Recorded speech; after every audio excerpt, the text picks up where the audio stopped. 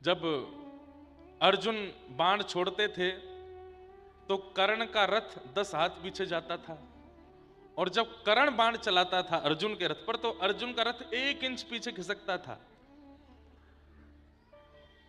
तो इस बात पर ठाकुर जी खूब जोर से ताली बजाते, वाह वाह भैया, कर्ण के बल को मान गया। तो अर्जुन फिर से बाण चढ़ा करके 10 हाथ पीछे और खिसकाता। ठाकुर जी कहते हाँ अच्छा है, लेकिन जब कर्ण चलाता फिर 1 इंच पीछे खिसकता तो ठाकुर जी ज्यादा बड़ाई करते। तो अर्जुन कहता मैं 10 हाथ पीछे खिसकाता हूं, आप कुछ नहीं बोलते, वो जरा सा खिसकाता है, आप इतनी बड़ाई करते हो।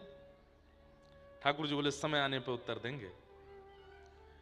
जब महाभारत युद्ध विश्राम हुआ और जैसे ही अर्जुन उतरे, तो अर्जुन का नियम था कि अर्जुन जब रथ से उतरता था युद्ध के बाद में, तो ठाकुर जी पहले उतरते थे और उतरने के बाद में अपने हाथ ऐसे रखते थे रथ के पास और अर्जुन से कहते इस पर पैर रख के उतर जाओ नीचे। तो अर्जुन को एक आध बार तो संकोच हुआ, लेकिन फिर उसको भी आदत सी हो गई, वो रोज ठाकुर जी के हाथ पे ऐसे पैर रख के फिर उतरता। लेकिन आज जब महाभारत युद्ध जीत गए पांडव और युद्ध विश्राम हुआ, अर्जुन बड़ा प्रसन्न। ठाकुर जी ने रथ रोका और रथ रोकते ही ठाकुर जी बोले अर्जुन उतरो।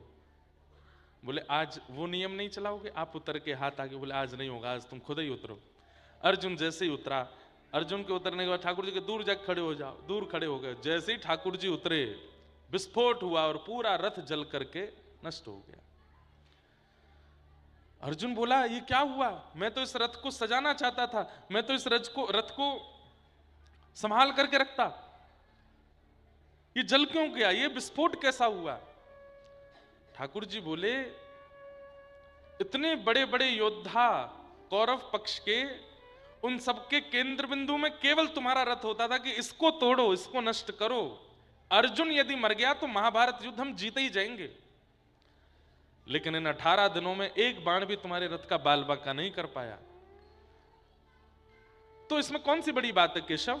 अर्जुन बोले, ठाकुर जी बोले बड़ी बात, भीष्म पितामह हरे भरे वृक्ष को यदि क्रोध में देख लेता है ना तो वृक्ष सूख जाता है, एक पत्ता नहीं दिखाई देता उसमें। और भीष्म पितामह किसी वृक्ष को यदि प्रेम भर के देख लेते हैं ना तो वो सूखा वृक्ष भी हो तो हरा भरा हो जाता है, इतना तप है उनके पास।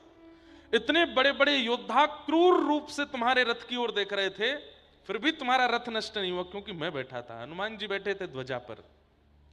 आज जब हम दोनों रथ से उतर गए तो उन सबके द्वारा देखी गई वह कुदृष्टि, वह क्रोध दृष्टि एक साथ आक्रमित हुई और तुम्हारा रथ नष्ट हो गया।